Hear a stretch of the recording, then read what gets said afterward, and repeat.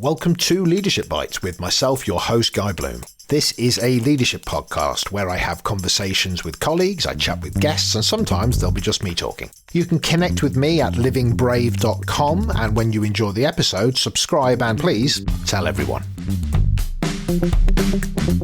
Joe, it is an absolute pleasure, and I'm hugely excited to have you on this episode of Leadership Bites. Welcome. Oh, thank you, Guy. Thank you very much for asking me to join you in this podcast. Well, I came across you as my life seems to be led vicariously through LinkedIn, and I saw that you had a book out called Shoemaker.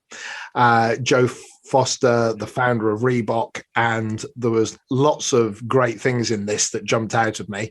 And I was so eager to get you sort of on the podcast and to do what I do with people who've sort of ridden the horse, so to speak, is to, pull the learnings and the experiences. So just for those of you, and I've kind of said who and what you are there, but just for those of you, that don't know you formally, what are you known for, Joe? It'd be great just to kind of get that starting block with you. Yes, well, indeed. I don't suppose many people know me because really they know REEBOK. And it was my good luck, good fortune, or whatever, to be the co-founder of REEBOK way back in 1958. We didn't start as REEBOK, we started as Mercury, but the story's in the book. But yes, if anything, right now I'm known as the co-founder with my brother of REEBOK, which became the number one sports brand globally. And that's a heck of a thing, to I think it's like when the Harry Potter book kind of got written, it wasn't probably going to be the Harry Potter book, if you know what I mean, that global phenomenon. And when you start off with something like this, did you have in your mind, global phenomenon, that's what I'm going for, global brand? Or did you have something a little bit smaller? And of course, if it takes off, that'd be marvelous. But what was that initial kind of thinking that you had, and maybe that kind of line of sight that you had on it at the start? Are we just talking about the book, or are we talking about... about the brand itself when you started that kind of, the book's a global phenomenon as well. But... Yeah, well, that's my latest sort of mission at the moment, this book. Yeah, well, with the brand, and you've read the book, yeah. Jeff and I, we came from a family, really, of sports shoe manufacturers. We go back to 1895. Go back to my grandfather. And my grandfather in 1895, and that seems a long time ago, he made himself a pair of running spikes, a pair of shoes with spikes in the bottom. Not many, if anybody, had done that before. So he is a bit credited with inventing it, or he certainly pioneered it, because he got the idea from his grandfather. And his grandfather was a cobbler in Nottingham who not only repaired street shoes, also repaired cricket boots. And cricket boots in those days, when you think about, 1885, 1890, cricket boots had spikes in. And obviously when grandfather saw this and he asked the question, Grandad, why have you got spikes in the bottom of these boots? To give them grip. And I guess that was the beginning of his business. But he was a member of his local athletics club, not a good runner, sort of halfway down the field, made himself a pair of spikes and came second, very unlikely second, start of his business. Okay, we got that through. My grandfather was, was really fantastic. He knew how to create his business. He knew what this was all about. And by 1904, he had 3 world records in his shoes. The second decade of the 20th century, of course, that was World War I. So my grandfather's Bellaport was World War II, was the 1920s, where he supplied all the Olympic teams, and he even supplied the runners that were in the Chariots of Fire. So this brings me forward. He died in 1933. I was born in 1935. And it was one of those weird things. I was born on his birthday. Being born on his birthday my grandmother, who was quite a firebrand, insisted I brought my name with me. So he was Joe Foster, I became Joe Foster. 4 years after being born, we had World War II, blackouts, you name it, whatever. So I was 10 before they switched the lights on again. But I'd enjoyed that period. Then 7 years of education, college, then 2 years of national service. Jeff and I, we just sort of worked at the factory as you do, you know, you're brought up, everybody's looking after you, but you go away for national service. Probably a bit like going into university these days, but national service had been more discipline to it. And we came back from 2 years, came back into the factory, and of course, we had a different mindset, totally different mindset, and we're looking at the company. Jeff had been in Germany, he'd seen Adidas, Puma, what they're doing. Came back to Foster's, they're making the same running shoes they'd been making in the 1930s. I mean, not many in the 1940s, because again, we had a World War until the end of it. So try as we did, we couldn't get my father and uncle who were then running the business, we couldn't get them to listen, mainly because they were at each other's throats. They were fighting, a bit like Adi Dassler and Rudy Dassler in the Dassler family and the Adidas. Yeah, but Rudy left the family, left. Nobody left the Foster family. All they did was fight with each other. It was 3 years after coming back into the family business that we decided, well, we decided a little before that we needed to leave. That was the only way really to change this situation. We'd done college at night, and so and that was very important for us because we knew how to make those 1930s running spikes, but we needed to know how to make 1950s, 1960s shoes, and probably athletic shoes at that. It was a big change. And we made a lot of friends, got a lot of people. Where do you buy your leather from? Where do you get this? So we could ask a lot of questions. So when we left to set up our own little unit in 6 miles down the road from Bolton in a place called Bury, which was near Rossendale Valley. Rossendale Valley is a shoe making area of Lancashire. So we were nearer to that. And we set up in this old brewery, which had 3 floors. The top floor we couldn't use. It was so full of buckets and tins and everything to catch all the water coming through a very, very sad roof. Anyway, and the middle floor, I mean, this building, a brewery had been in there for over 100 years and left it. And we were sort of second in after that. So that building was 125, maybe more years. And the floor was not exactly one that you would do cartwheels on. It was a bit bouncy, and we had machinery. We put it around the edges, but it was that beginning, and that's how we started. And of course, we started as Mercury Sports Footwear, and well, you know the story. We tried. Well, it was our accountant really. Bless his cotton socks. He told us we were making money, and we better register the name. Well, I mean, I'm 23. Jeff is 25. What do we know about life? You know, okay, we know how to look after ourselves with business now. So what do you do? And yes, so we had to go to see a patent agent because our name was registered. How do you find a new name? And he pointed through his window. It was a nice day. It's a nice day here today, by the way. It was a nice day there. And he pointed through the window to a sign, Kodak. And I'm saying, what's with Kodak? He said, well, it doesn't mean anything. It's a made-up name. That's what you need, really, a made-up name. He said, but don't bring me one, bring me 10. We go back and we look through things and we come up with birds like falcon and cheetah, different animals. This is it. But in 1943, when during the war, we had these athletic events, local players, and I won a race, 60 yards. I won the race. Wow, fantastic. Prize. What's the prize? A dictionary. But it's an American dictionary, a Webster's American Dictionary. I didn't know that at the time. I probably picked up the dictionary at that moment of time and probably almost threw it at my father and said, what's this? Who needs this? Why did the dictionary? However, here we are now in 1960, and I pick up the dictionary which I'd won, and I'm thinking, the letter R. I like that. It's a nice, strong beginning to a word, R. So I'm picking up my dictionary, get to R in my Webster's. It's not long before you come to RE, and I came to REEBOK, Reebok, a small South African gazelle. Wow. Liddell, just what we need. That's fantastic. So that, with a load of other names, took it to the agent.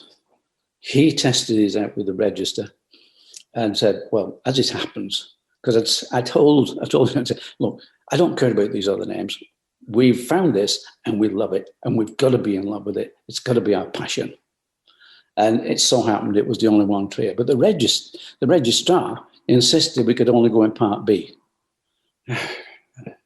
What does that mean? Part B? They said, well, if somebody starts making shoes out of Reebok skin, we can't stop them saying they're doing that. Oh, right. And we thought that's a bit of a far-off chance, that. Yeah, you just got to think of that. Forget it. Right. However, 20 years later, the registrar come back and said, we've moved you from Part B to Part A. He said, because everybody now knows that Reebok is an athletic shoe. It's not an animal. So it had shifted its meaning. And Joe, when you think back to the growth of Reebok, when you, maybe not when you very first started, or maybe it was, but when you were getting that name confirmed, how far could you see in your imagination it growing? Did you have a sense of, gosh, if it ever got there, that would be amazing? I mean, did you have that global view in your mind, or where was your head at that point? I think it's probably like running a marathon. It's, can I keep going? First job is can I do the 26 miles? How competitive am I? I need a base. We need Foster's at a failing company. We need to be a successful company. And I think we were happy to do that. But of course, we did concentrate on athletics. Soccer at that point was taken by Adidas. Unfortunately, Adidas taken over the soccer scene, and to join into that, we did make some football boots, but to actually get into it would be very costly, and we didn't have that sort of money. But what we did have, of course, was local athletes club. I could get into the athlete scene, which we did, and we saw our image grew tremendously, so we became very well known in athletics. But what was the view? Well, okay, as you move along, you think, yeah, but this is not a very big market, is it? It's like athletics in the UK. Yeah, but it's nice, and it's nice to be known as the one. But we could see Nike. Nike was across the water, and they were quite happy to take on, I think it was Brendan Foster at the time, and you're thinking, yeah, that's going to be a big challenge to us, because they're exactly in our market. We had everybody in the UK. We had them all beaten. We knew that. We were there. But when you start thinking of the Americans coming across and the size that the Americans would grow to, that was a big challenge. So instead of sort of worrying about that, I thought, why don't we go to America? Running. That's it. Running was starting to grow.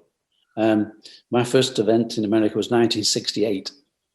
The Board of Trade invited sports companies to export. They said they would pay for a stand at the NSGA show, which was the National Sporting Goods in America, in Chicago, in February. Oh, February in Chicago. I wouldn't wish anybody that. However, we accepted it because of the free return airfares and half the hotel bills. Fantastic. I didn't pick up any orders. I got a lot of people saying, oh, like your product. Yes, where do I get this from? And I was saying England. And they're saying, is that New England?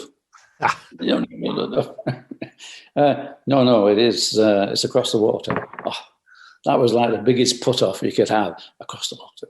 Well, when you get somebody over here, let us know, and we'd really love to try your shoes. Right. It's 1979. 11 years later, I get my distributor, Paul Fireman. But really, what I did learn is that to get into the American market, it's not good enough just to have a good shoe. You need what in America they call a hook. You need something that brings them in. And that came because running in America was growing fantastic. It was a category, it was out of this world. And Runner's World, a magazine, was driving this. And they with Nike were growing with them. And I'm thinking, no, we've got to get, well, Runner's World decided, he got so big, Bob Anderson was so big and so much into this that he decided he could rate shoes. He could tell you which were the best, which he did. And for a couple of years, number one shoe, I think it was Nike on both occasions. But what happens? You give somebody number one shoe, all of a sudden you've got 2-3 million Americans want to buy that shoe. How do you spy it? He's buying it from Onitsuka, which was Asics of today, Tiger. He's buying it from, they were making it for him. 6-9 months later, he managed to get the volumes. But of course, 3 months after that, the next number one shoe. So the retail trade, the retailers were absolutely wild about this because, first of all, they couldn't supply the shoe. Then when they could supply the shoe, it was going to be another one. It was going to be another number one. So we changed it. Bob Anderson changed it to a star rating. 5-star was the top, going down. For each category it was in.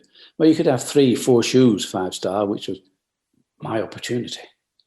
I needed a 5-star shoe. And I knew how to get a 5-star shoe because we knew Bob Anderson. We knew how he was rating shoes. We knew exactly. In fact, we'd been across with him. I had a good chat in his office there in just north of San Francisco.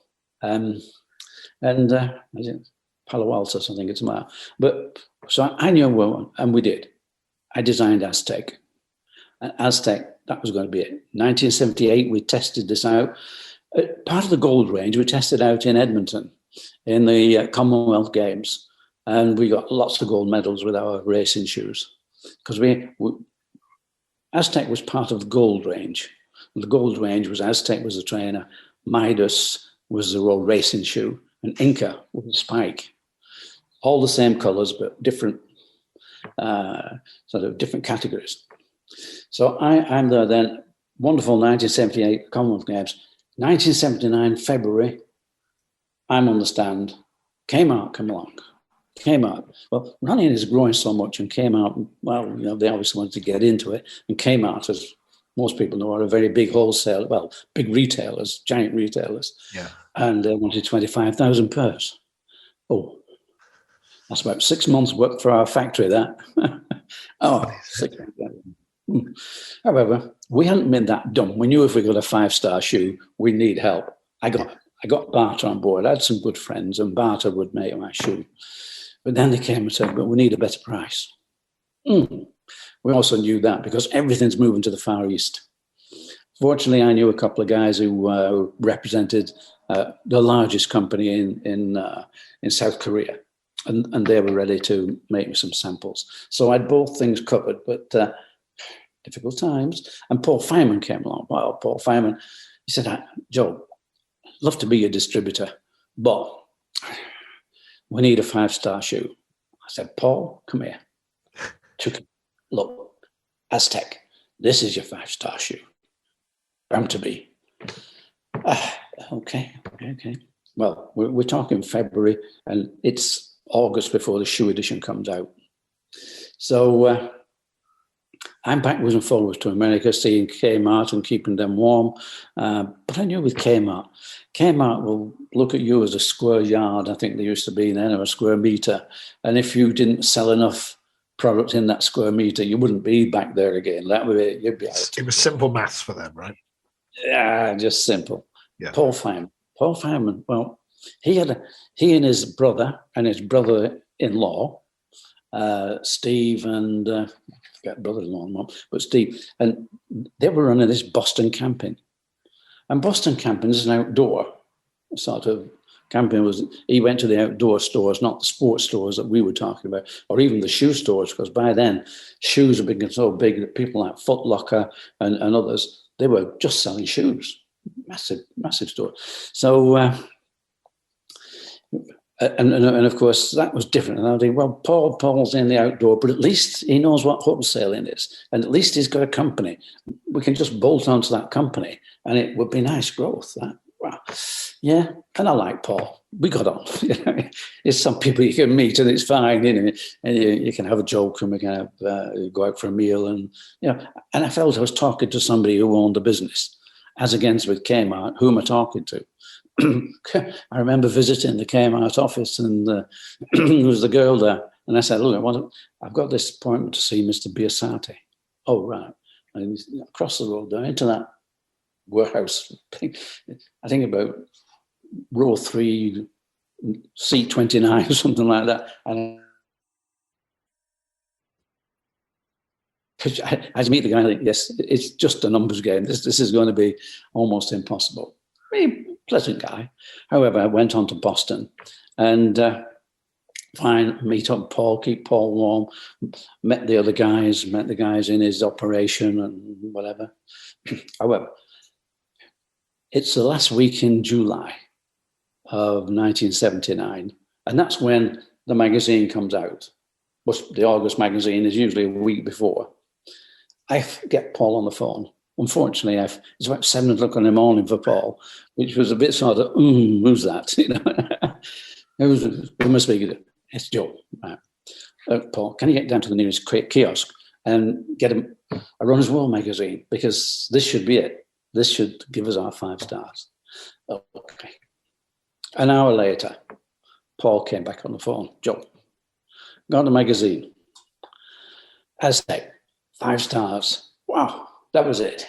It was like the rocket went off. That was us. Fantastic. He said, but Joe, he said, Midas, 5 stars. Inca, 5 stars. We had 3 5-star shoes, all 3 categories. Wow. I mean, that was it. That was fantastic. All of a sudden, Reebok Holy Trinity has been achieved. Yeah. So that was us. We'd got ourselves into America.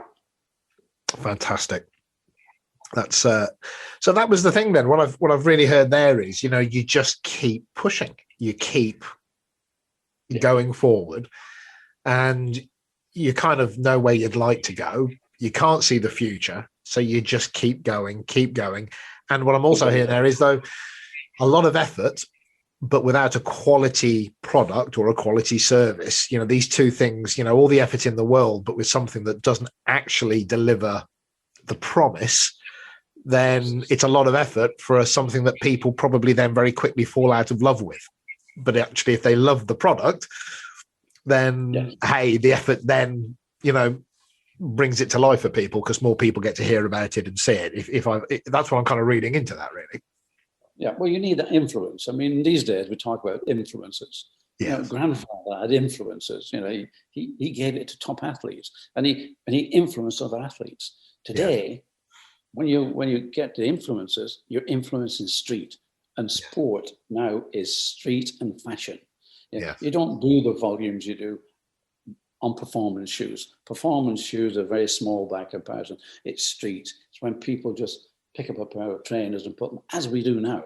Everybody has a pair of trainers just to go out in. Unless you're getting dressed up and being posh on a Sunday, or you've got one of those jobs where you need a collar and tie. And I gave up those years ago. You don't put shoes on. You put. Well, even now, it's still probably just a really posh pair of trainers. So things are changing. Well, there are posh trainers now. That's right. Yes. So that was it. So I'd be really keen to pick up on, this marathon of a journey in some respects, and this great journey that you've been on. What's one of the hardest truths that you've had to deal with?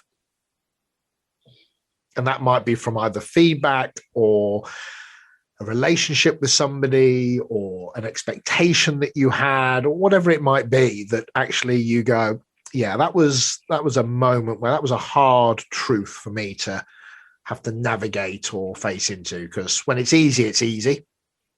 But I think, the story isn't in when it was easy. The story is in the hardships, I think. Oh, absolutely. Well, I mean, you're reading the book, and in the book, there are many hurdles that we came up against, many walls. And I think what happens is, because you decide, no, we're carrying on. You find a way through it, around it, over it. Yeah.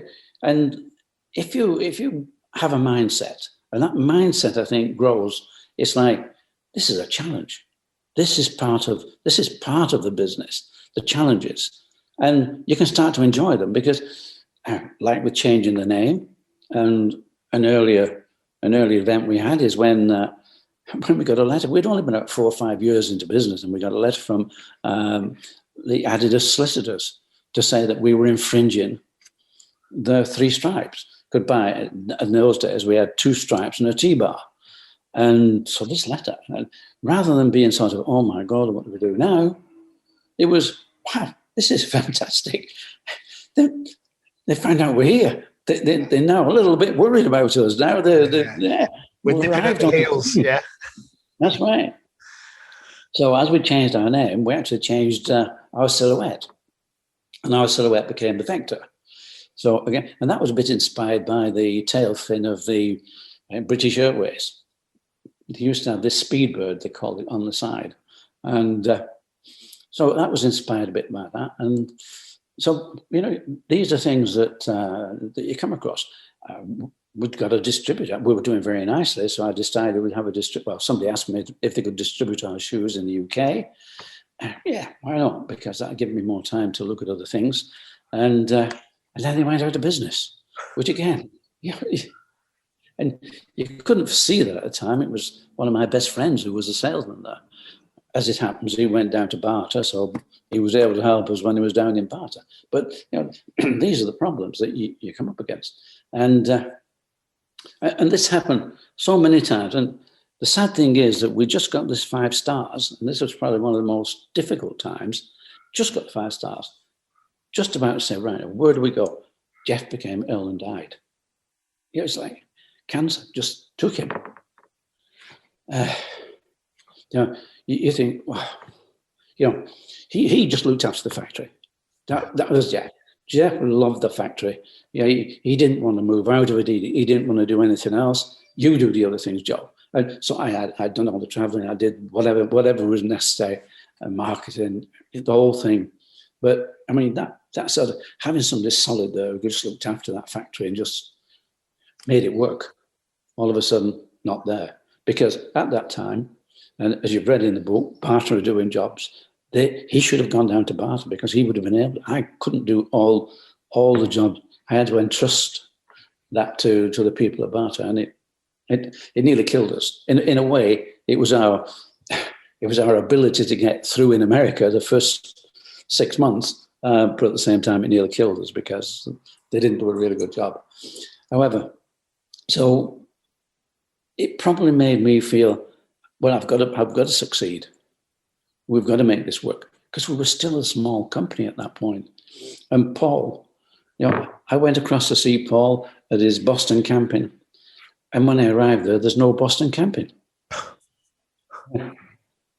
What happened? Well, Paul must have been that fed up of going round and round and round year after year with his brother and his brother-in-law and doing what they were doing. They decided they would stop the company and go their own ways. And I think it was more or less just stop the company. I don't think there was any selling the company. I think it was just not happening. So Paul had no money.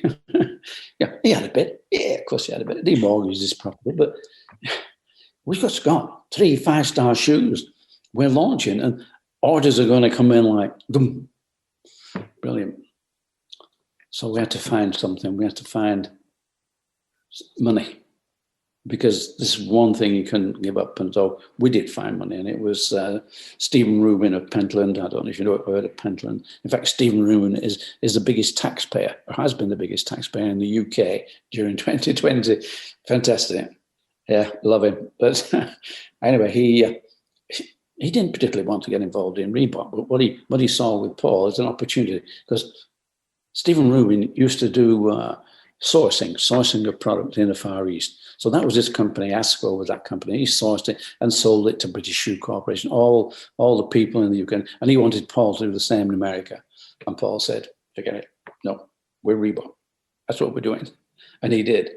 So Reebok doing really, really well. And what Stephen didn't give much money. He just gave an open credit line.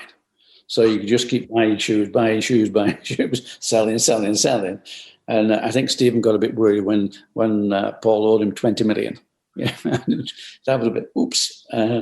However, we're only, I think, about 2 years into running, doing very nicely. And there's this guy down in Los Angeles, Arnold Martinez. And he's a tech rep. So he's going around checking the stores, telling the stores good things about Reebok, etc. And but his wife, Frankie, coming home, really full of what are you doing? And she's going to these aerobic classes. And Arno says, what are aerobic classes? Well, we're actually exercising to music. It's fantastic. And her and her girlfriend said, we're really full of this. He said, I'm going down to have a look at this, see what's going on. Next time, he went down. What did he see? He saw an instructor there in running shoes, half the class in running shoes, and the other half, no shoes at all. Wow. A light bulb moment for Arnold. Why don't we make shoes for these girls? Fantastic. Off he goes to Boston to have a word with Paul. Paul, look, there's this new thing going on down in Los Angeles. It's aerobics. And Paul said, what, aerobics? What are you talking about?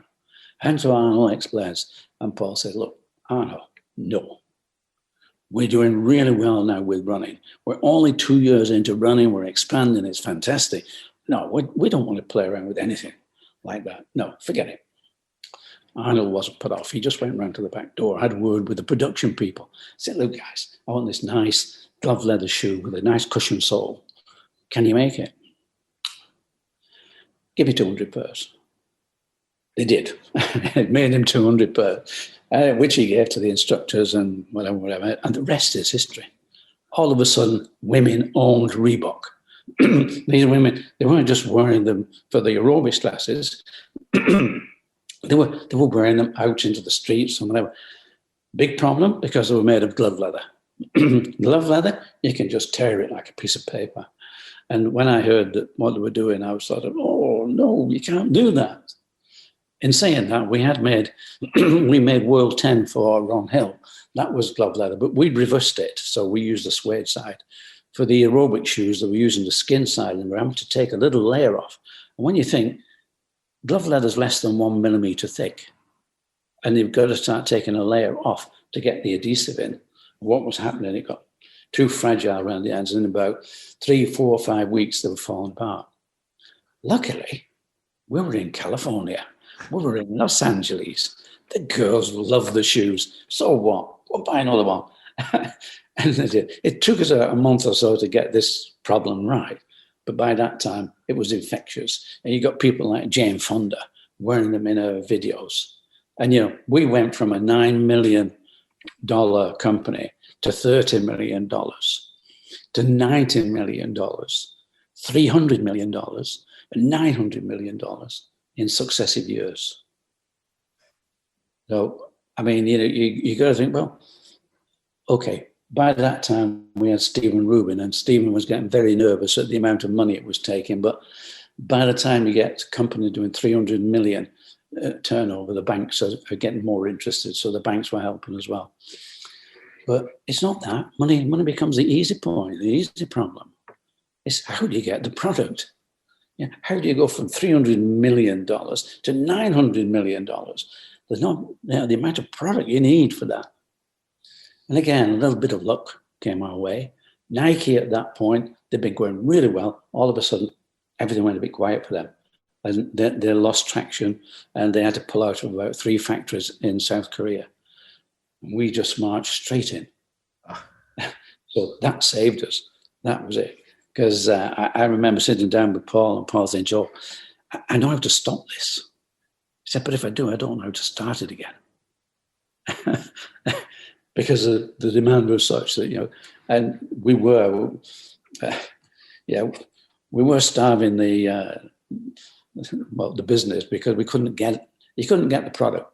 But as I say, with Nike going into the problem, it did help. So by the end of 1989, when we were about just short of 4 billion, I decided it was my time to retire. Because all I was doing, since putting Paul on, I'd put on about another 30 different countries. For 10 years, I've been just going round the world, putting on new distribution, growing our distribution. And but by that time, it was, we had so many lawyers, we had so many accountants, and so many people who were just selling boxes of shoes, not just a pair of shoes. It was boxes, you know. And just in the late 80s, we'd actually become number one. We'd overtaken Nike, we'd overtaken Adidas. So we were, I think they called us in Sports Goods Intelligence, I think it was called us numero uno. And they called Nike the Eager Beavertons. I can't remember what they called Adidas, but we were number one. So I thought, well, you know, one of your early questions, did you expect that? No, we didn't. Yeah. And what was the journey like? Well, the thing is that everything was going out so fast, so you were just going with it. We were running with it. And it, you know, nothing came as a surprise. Everything came as, okay, we'll cope with that. Okay, it was like, what's next? Okay, Monte Carlo, you're going to do the Princess Grace Trust Foundation pro tennis tournaments. And we had all the stars from Hollywood there. And it was absolutely fantastic. You know, you're meeting people, meeting royalty. You know, we were supplying Charles, Sarah Ferguson, Major Ferguson, Diana was supplying her with shoes, and Harry and Wills. So, you know, it was fantastic. And from Hollywood, you know, people like John Forsythe, Roger Moore, Chuck Norris. Yeah. I mean, all these people were there, and I have a nice photograph with Chuck Norris. And Chuck Norris is a personal hero of mine. So it's like... Yeah. I'm obviously telling him what to do in his next movie. Of course, just giving him a bit of coaching advice. You know, I get that. Yeah. So, you know, when you've moved into this within 3 or 4 years from doing, you know, just slugging away, that all of a sudden you're in Monte Carlo, you're meeting. I went to the palace and met Prince Rainier. You know, I was in and have a sort of glass of champagne with him. Yeah. So from there to there, and it's like, wow. And you know, I got to that point and say, okay, but you know, what's happening? And so I retired. I did go back to Monte Carlo on a few occasions and do a few more things. But when I get out, I can liken it a bit to the Eagles at Hotel California. You can check out, but you can never leave. Yeah, I get it. Yeah, and that's been it with REEBOK. I mean, even today. Yeah, in fact, it was only last week we sent a whole pile of 15 books. They asked for 15 books for the executive, for the whole executive board wanted the book. So that was only last week. So I still do a lot with REEBOK, and yeah, it's fun. So, you know, I've got a load of questions here, Joe, and I'm going to be courteous to your time. But one of them is: did you ever have a moment with yourself where you kind of paused and looked in the mirror, or the proverbial mirror, and went, what is going on? You know, as in, you know, there I am, this lad from, you know, the UK. Yeah. Did you ever have a moment, you know, or were you ever conscious of just taking time and just recognizing the experience you were having? You know, it's funny that I do get asked the question, and now is the time when I do sort of, did that really happen? It's in the book, yes, certainly. Did we? You know, what did you do? in the 60s, we didn't have computers. We didn't have mobile phones. The best I had was a calculator, and I'm jumping on planes with a handful of American Express dollar travelers checks. That's all I had. You know, you didn't have credit cards. You know, and I'm thinking, no, I didn't really. But during the time, it was like, it's a need. The next step, I've got to do this. That's waiting. No time to stop. You know, it was such an uphill rush that, and in fact, we weren't controlling the company. The company was controlling us at that time. It was really, how do you keep up with a company that's growing like this? And so, you know, we didn't grow other strengths. We were just keeping things going. So it was a fantastic chase. And like I said, did you stop it? No, we had no time to stop. Yeah. You know, there are times possibly when I must have reflected, but I think it was like, what's next? I think it was more, what's next? Where next? Rather than sort of, just a minute, let me park myself here and think about it. And possibly I'd have thought about it. Maybe I'd have got scared. Yeah. Maybe I'd have been, oops, whatever. But as I say now, and quite a few years after, I have sat down. In fact, when I sat down to write the book, I'm thinking, you go through the stories. Did we do that? Yeah. Did that really happen? Yeah. Did I meet so-and-so? I mean, only on the second time that I'd met John Forsyth, who you may have known was Dynasty and Carrington and big whatever. And I'd said loads of people, and he just came straight up to me and said, "Hi, Joe, how are you going?" And I'm absolutely dumbstruck. "John, how do you remember my name?" I mean, I could never remember people's names. Yeah. That's okay, guy. I remember yours. Listen, I'm still getting over the fact you've met Chuck Norris. So here's a question I really want to ask you, which is, as a business grows, I love the phrase "an uphill rush." Actually, I just noted that down. I think that's I don't know why I've not heard that before, but it was an uphill rush, which kind of says it all, really. But as a business grows, I think for a leader, there are two. I mean, there's process and there's all that kind of stuff that says, hey, we got the systems and all that kind of stuff. But talent and letting go. And I'm interested in that because, you've got to bring talent in, or you've got to grow the talent because it's expanding. And then you've got to let go, because if you don't let the talent have its space, then they themselves don't grow and maybe even become disenfranchised and leave. So I just wondered about that relationship with, maybe it's two different questions. How did you bring talent in? How did you know who would fit that non-stop level of action required and wouldn't be a 9 to 5? And maybe how did you find it? Did you find it easy to give that responsibility to others, or were there any lessons there? So it's maybe one question, or maybe it's two. I'm not sure, but I'll let you answer as you see fit. Well, it's a field full of questions, really, isn't Yeah. it? It's like, well, I never considered myself that bright, that brilliant, that whatever. I consider as possibly I'm made more of grit than of any intellect or any brilliance. I'm made to keep going. And I consider that if people are going to join the company, it's because they know how to do it better than I do. And if they know how to do it better than I do, those are the people who should come in. And it's always a question with people. You'd say, well, look, okay, report to me, but don't bring me your problems. Bring me your answers. And if you have a problem with having too many answers, we'll sort it out. But don't bring me problems. You bring the answers. And that way, people worked on their own. You gave them things to do, and they get on with it. And give them ownership. They all need a bit of ownership if you're going to really live it, and you're going to feel it's your passion, because the culture was that. The culture was a winning culture. That was what it was, a winning. We're going forward. We're winning. So we're going to need more people. And okay, not everybody that comes into your company is the right person, but if you're honest enough, you soon talk that through with somebody. And if it's time that they move on, they move on. And it's good to do that rather than say, well, this is first lesson, do it again. And, no, that's not me. You're either working with me, you don't work for me. So I'm not going to sack you. You walk out because it's not working.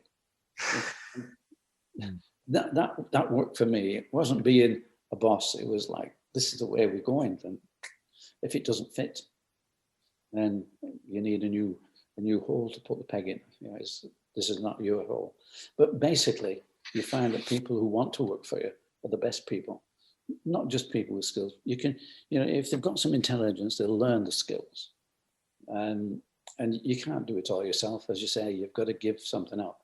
That's why I decided my best route was to do the global distribution and grow that. So I just went on to that one, which was good because I had to sectionalize the country. I think they're all into EMAS and whatever, Eastern, everybody now has a time sort of journey so that you look at that time area. And so, the big companies do that. We developed some of that, which you've just got to do it. But I enjoyed the travel. I'd been traveling. It got into the blood, I suppose, and I needed to travel and needed to communicate with people. So it's quite natural for you to bring people in to allow you to play to your strengths, I guess. Well, yes, I mean, to bring something more. So for me, that wasn't a problem. And yes, you've got to release certain things, and then you can focus. So during this illustrious career that you've had, or this history that you've created, whatever the phrase might be, I'd love to get a sense of what's the best advice that you've ever been given? Well, it's difficult. It really is difficult to say whether you were ever given advice or where you pick things up. I've always found that people who give you advice, be wary. Be very wary, because they are experts. And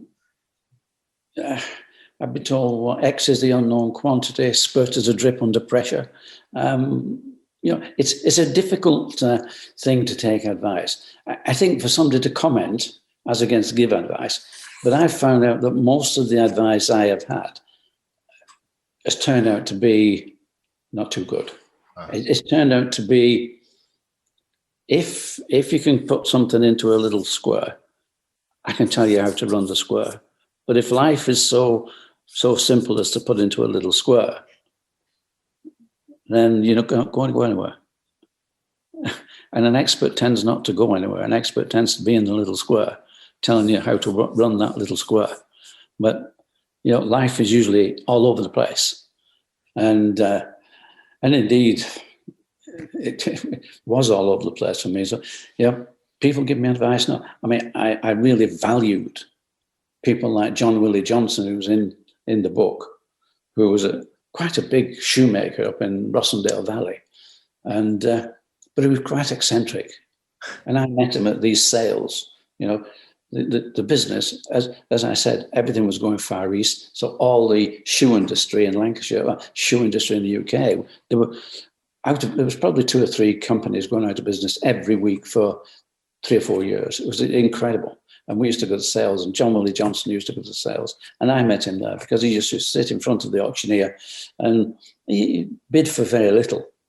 But when things were not bidded for, nobody bid for it, the auctioneer would look at John, and John would just nod. And so he'd take that, and he bought everything, stuffed birds, stuffed crocodiles, you name it. He'd buy everything. And he showed me through his warehouse because he decided that we should travel together. And it's in the book where I wanted this. I saw this machine. It's a pounding up machine. You won't know what a pounding up machine is, but it knocks the creases out of toes of boots. It knocks all the creases out, made it look nice. I said, John, can I buy this off you? No. No, right. Oh, can I rent it off you? I said, no. No, he wouldn't. I said, okay, John. He said, Joe, he said, you can have it. You can have the machine. He said, give me back when you're done with it.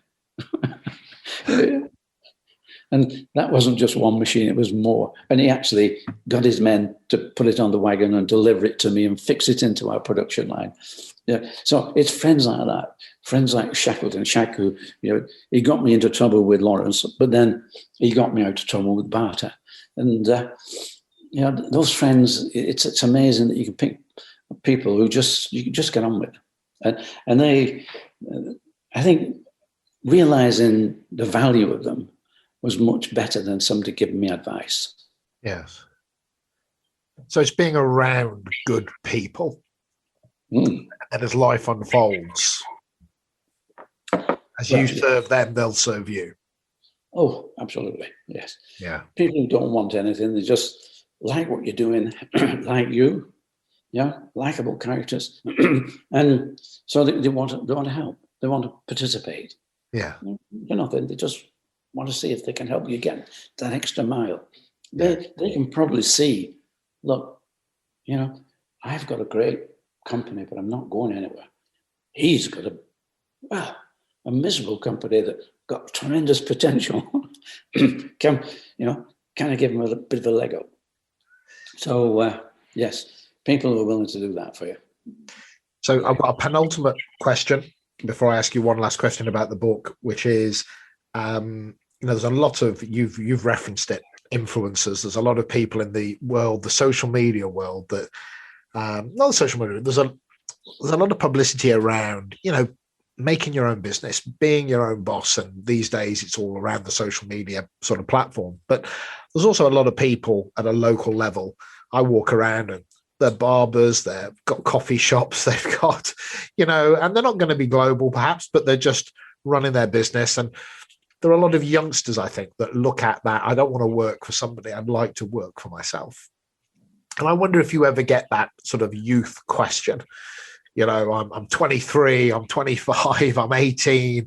I make coffee, I do coffee, or I do hair, or whatever it is. It's nothing to do with shoes, Joe.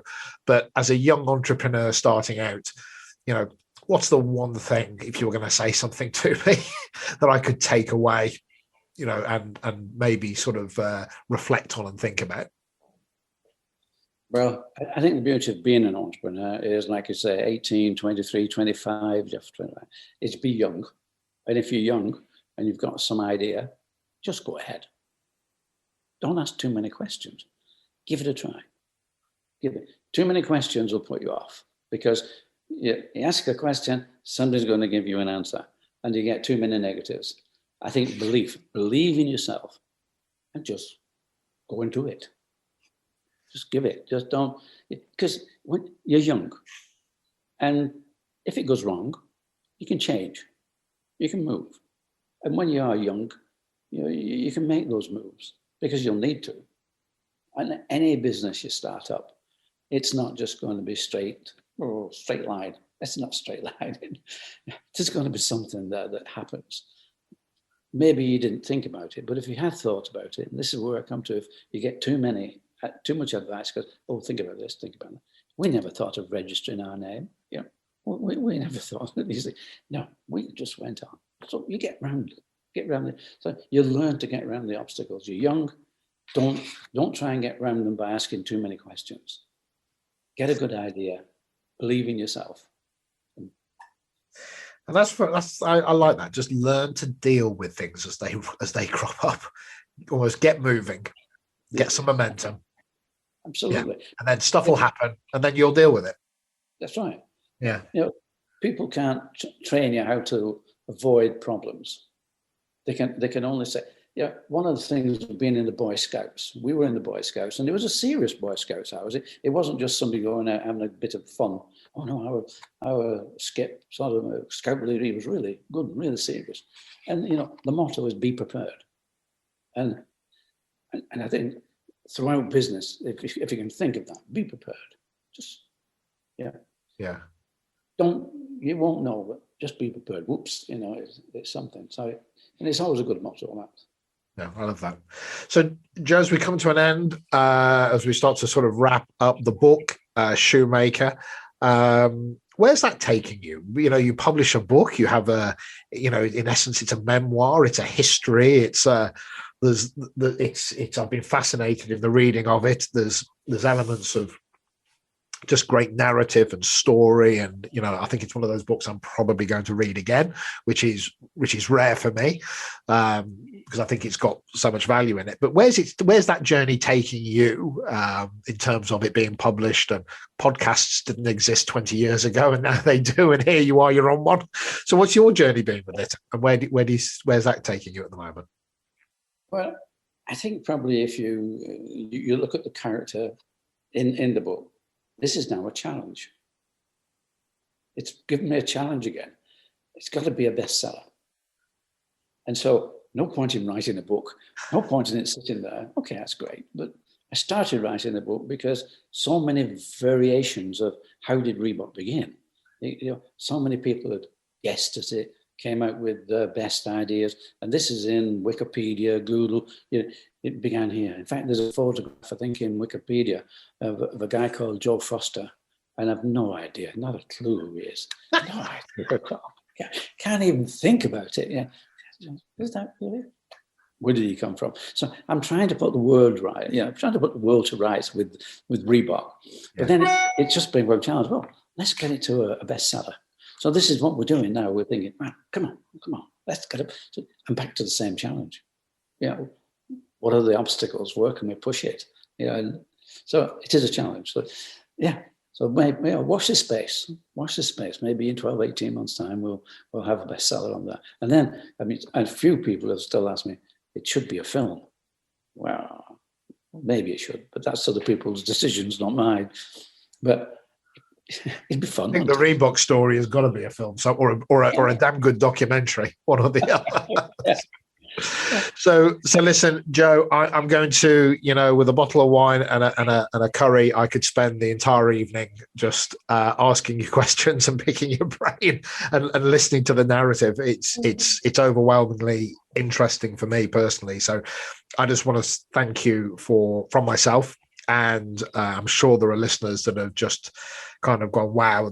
I think you can tell it's the tip of the iceberg in terms of the conversation. I will put links to the book in the description, and I'm just going to hold it up again for people. Shoemaker Joe Foster, the founder of REEBOK. It's an excellent read, and I say that as a person that reads a lot of books and is relatively ambivalent about them. So I sometimes pretend I've read them, but I am actually reading this one. Well, so just from me to you, thank you so much. And if you'll just stay on for a few moments just to check that all the recordings worked. But other than that, thank you so much, Joe. Well, thank you, guys. It's been a pleasure. That's it. So I hope you enjoyed the episode. Please share so others get to hear about us, and subscribe so you keep up to date on new episodes. Also visit livingbrave.com if you want to connect with me and find out more about executive coaching, team effectiveness, and changing culture. Oh, and of course you can buy my book Living Brave Leadership on Amazon. So on that note, see you soon.